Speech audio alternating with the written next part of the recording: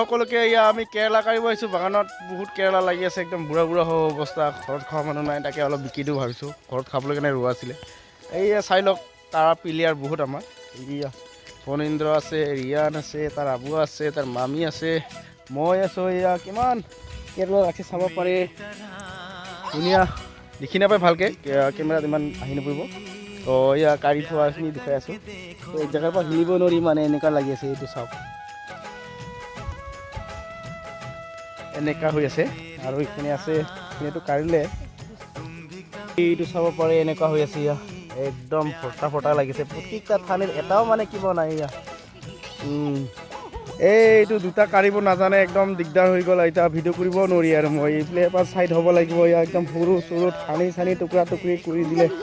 আহা এইপিনে, আমি এইপিনে, এইপিনে আমি ওপৰলৈ যাওঁ। আহ ৰ কাচিটো লৈ আহ।